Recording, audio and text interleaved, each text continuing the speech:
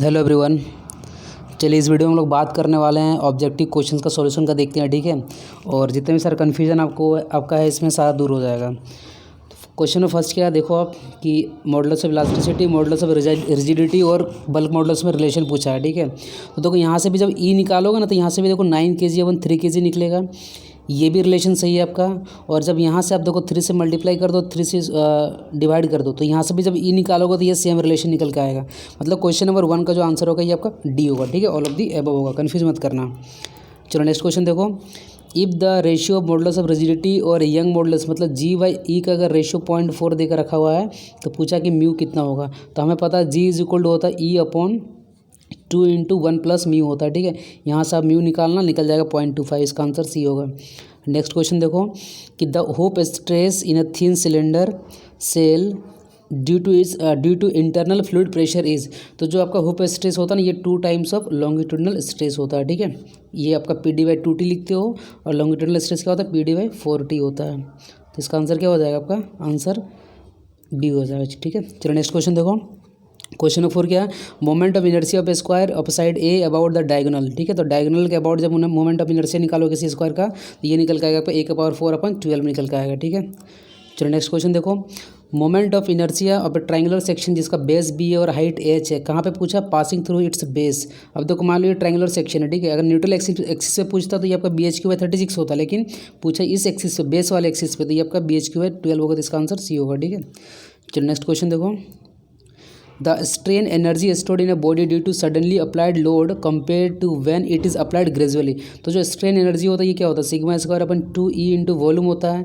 लेकिन जब sudden load की बात करोगे ना तो स्ट्रेस हो जाता है 2 टाइम्स। तो ये जब स्ट्रेस 2 टाइम्स हो जाएगा तो आपको नहीं लगता कि ये आपका जो स्ट्रेन है ये आपका क्या हो जाएगा, 4 टाइम्स हो जाएगा, ठीक है। तो ये इसका आंसर क्या हो जाएगा, सी हो जाएगा। चलो नेक्स्ट क्वेश्चन देखो। Strain energy stored in a body of volume V with stress sigma, ठीक है, due to gradually applied load. तो ये आपका σ²/2 × V होगा, मतलब आंसर ये हो जाएगा। चलो नेक्स्ट क्वेश्चन देखो। Point of contraflexure is also called. तो ये पॉइंट ऑफ कॉन्ट्राफ्लेक्शन किसी बीम में वो पॉइंट होता है जहाँ पे बेंडिंग मोमेंट क्या होता है, वो 0 होता है, ठीक है। इसका आंसर क्या हो जाएगा, आंसर इसका ए हो जाएगा, मतलब जिसको हम पॉइंट ऑफ इन्फ्लेक्शन भी बोलते हैं। चलो नेक्स्ट क्वेश्चन देखो। क्वेश्चन नंबर 9 क्या है, the variation of bending moment due to a concentrated load. देखो कॉन्सेंट्रेटेड लोड सपोज कर कैंटिलीवर बीम में, यहाँ पे हम लोग P लोड लगा रहे हैं, ठीक है। तो मोमेंट आप M = क्या लिखोगे, P × L लिखोगे, अगर L लेंथ है। तो जो मोमेंट का वेरिएशन या लेंथ के रेस्पेक्ट में कैसे आपका ये लीनियरली है, ठीक है। तो इसका आंसर क्या हो जाएगा, लीनियर इन नेचर, आंसर भी हो जाएगा, ठीक है। नेक्स्ट क्वेश्चन देखो। The rate of change of shear force at any section is equal to. अब देखो रेट ऑफ शियर फोर्स पूछा ना, dB/dx = लिखते हैं हम लोग क्या, -W, जहाँ पे W क्या आपका किलो न्यूटन पर मीटर, ठीक है।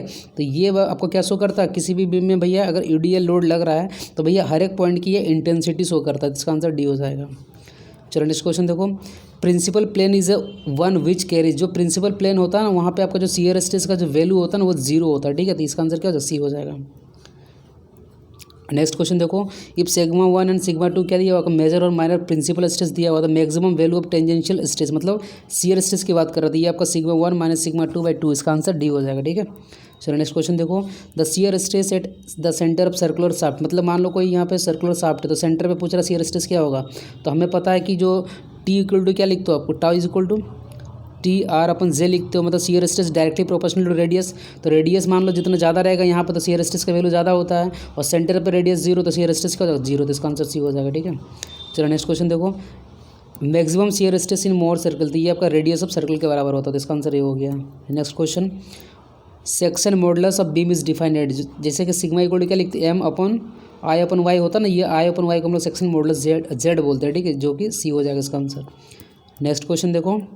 Neutral axis of a beam is the axis at विच। अब न्यूट्रल एक्सिस जैसे मान लो कोई सर्कुलर बीम है ना, तो मान लो यहाँ पर जैसे बेंडिंग स्ट्रेस = क्या लिखते हो, MY/I लिखते हो। तो ये जो Y जो होता है ना, ये आपका न्यूट्रल एक्सिस का से डिस्टेंस होता है, मतलब न्यूट्रल एक्सिस पे Y = 0 होता है, Y 0 तो बेंडिंग स्ट्रेस क्या हो जाएगा, आपका 0 हो जाएगा, इसलिए इसका आंसर क्या हो जाएगा, सी हो जाएगा, ठीक है। कि न्यूट्रल एक्सिस ऑफ बीम क्या होता है, बेंडिंग स्ट्रेस इज 0, तो आंसर सी हो जाएगा। चलो नेक्स्ट क्वेश्चन देखो। The polar moment of inertia for a solid circular shaft, तो भैया ये होता है π/32 D⁴, ठीक है। और ये जो होता है ये होता है सेक्शन मॉडुलस होता है किसका, किसी भी सर्कुलर शाफ्ट के लिए। चलो नेक्स्ट क्वेश्चन देखो। Strength of the beam is depends upon, तो ये डिपेंड करता है सेक्शनल मॉडुलस, क्यों, क्योंकि बेंडिंग स्ट्रेस = होता है M/Z, ठीक है। तो M अगर कांस्टेंट है तो क्या किस पे डिपेंड करेगा, सेक्शन मॉडुलस पे डिपेंड करेगा, तो आंसर इसका सी हो जाएगा। नेक्स्ट क्वेश्चन देखो, the deformation per unit length in the direction of the load. देखो डायरेक्शन ऑफ द लोड बोला ना, तो अगर कोई बार है, अगर पी लोड मान लो यहाँ पे लगा रहे हो, तो यहाँ पे क्या होगा, लेंथ इसका इंक्रीज करेगा। तो इन द डायरेक्शन में जो आपका यहाँ पे स्ट्रेन जनरेट हुआ उसी को बोलेंगे लॉन्गिट्यूडनल स्ट्रेन। लेटरल स्ट्रेन कब बोलते हैं हम लोग, जब इसका लेंथ जो आप लोड लगा रहे हो उसको परपेंडिकुलर डायरेक्शन में अगर पूछता तब जाके ये आंसर होता। तो in the direction of load क्या हो जाएगा, लॉन्गिट्यूडनल स्ट्रेन हो जाएगा। ठीक है, चलो नेक्स्ट क्वेश्चन देखो, Euler theory is valid to, ये आपका लॉन्ग कॉलम के लिए वैलिड होता है। ठीक है, तो जितने भी आपके यहाँ पे क्वेश्चन सही हुए हैं आपके 20 में से, इसको जरूर कमेंट करके बताना और साथ में कॉलेज का नाम भी लिखना। ठीक है, ताकि इससे समझ में आएगा भैया कि किस कॉलेज के लड़कियों का मतलब कितना नंबर आ रहा है। तो अगर वीडियो अगर अच्छा लगा होगा तो लाइक कर देना और फ्रेंड के साथ शेयर भी कर लेना, ताकि उनका भी उससे फ़ायदा हो जाएगा। ठीक है, शेयर करने से आपका तो कुछ जाएगा नहीं, उनका कुछ भला हो जाएगा। तो मिलते हैं नेक्स्ट वीडियो में। So guys, thanks for watching this video.